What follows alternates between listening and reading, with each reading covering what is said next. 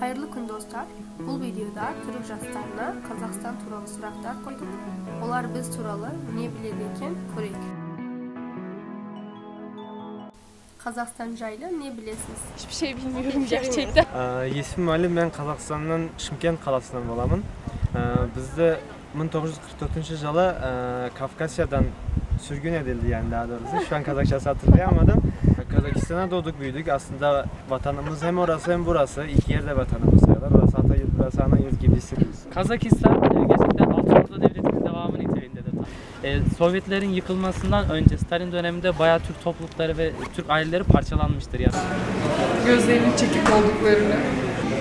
Yüzleri Türk insanlarına göre daha bir yuvarlak, hatları yüksek. Sana tek bildiğim gözlerinin çekik oldu. Gözler çekik. Aynen. Ve Türkiye'de çok Kazak var. Soğuk bir yer olduğunu biliyorum. İklimi soğuk. Genelde insanlara şey oluyor, biraz böyle hafif çekik gözlü oluyor, çekinik oluyor şöyle. Soğuk. Yani aklıma bu geldi ilk. Kazakistan hakkında çok fazla bir şey bilmiyorum. Hani kökenlerimizin ya da akrabalık bağlarımızın olduğunu biliyorum, ancak kültürleri hakkında çok fazla bir şey bilmiyorum. Ama şu var, bizim dejenere olduğumuz fakat Kazakların hala kültürlerin, Türk kültürünü koruduğunu biliyorum. Harika. Kımızlarını biliyorum. İşte kızlarının çok güzel olduğunu biliyorum. Süper. Gelenek göreneklerine bağlı olduklarını biliyorum. Bir de insan sevgilerini biliyorum. Ya o kadar. Genel bir bilgim yok. Türkiye olduğunu biliyorum.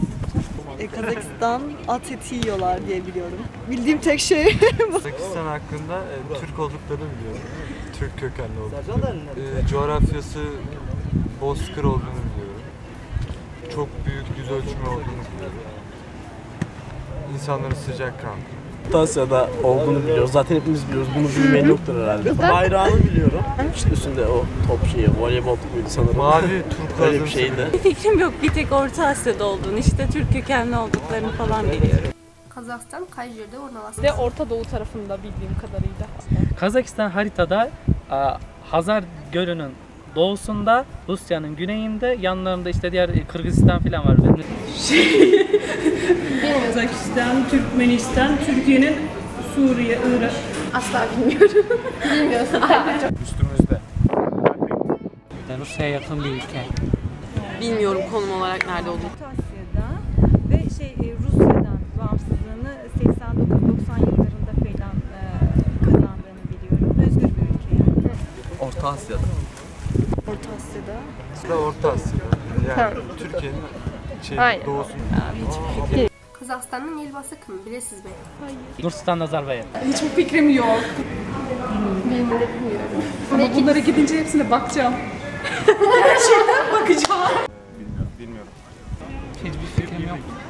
Hiç duymadım, tanımıyorum. Aynen. Kim? Bilmiyorum. Aslen Cumhurbaşkanı hakkında hiçbir fikrim yok. Sultan bilmem Evet. Bayer mi? Nazarbayev. Kazaklar jaylı ne bilesiniz? Aklıma direkt çekik gözlü insanlar geliyor. Sıcakkanlı oluyorlar genelde. Kazak insanlar şöyle misafirperverliklerinden çok böyle yakın davranırlar. Çünkü düşünün, yani 1944'te 2. Dünya Savaşı oluyor ve hiç dillerini bilmeyen birilerini sürgün ediyorlar ve sırf Müslüman oldukları için bir aile, mesela bir aileyi kendine alıyordu. Düşünün, çok güzel davrandılar. Diğer bölgelere de sürgün edildi. Ama Kazakistan'da çok şükür yani 74 yıldır aynen çok rahat. Kazak insanlar gerçekten bizim aile kültürümüze uygun, Türk İslam felsefesine uygun bir şekilde hareket eden, yani gayet bizim gibi insanlardı. Evet. Yani bir farklılık göremiyorum o açıdan. Diyoruz.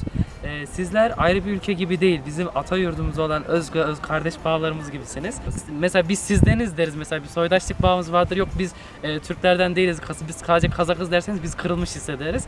Eğer tarihimize vakıf olamazsak ileriye yönelik nesillerimize iyi eğitim veremeyiz. Bir tane arkadaşım olmuştu lisede. Naif, kibar bir insandı yani, onu söyleyebilirim. Güzel bir çocuk. Yani şöyle işte Asya insanı gibi oluyor, hani sıcakkanlı. Rusça konuşuyorlar gibi bir şey duydum daha önce de bir arkadaşım. Osman videonun sonuna geldik. Üç güzel de olsa faydasız videolar beğenin.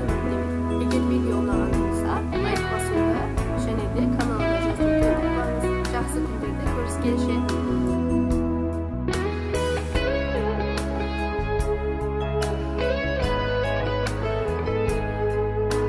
Kazak kelimesinin Türkçe karşılığını söyle. Şöyle tanımlar mısın bize arkadaşlarayla? Böyle genelde böyle kalın bir şekilde durmuyor. Bizi soğuktan korumaya yarayan bir giysi. Bu yani. Ben bunu çok seviyorum ha. Neyse Ayso'ya başarılar diliyorum. Kamera arka görüntüleri bende. Beni takip edin. Şuraya. Ayso'nun tam başının üstüne Instagram adresimi koyuyorum.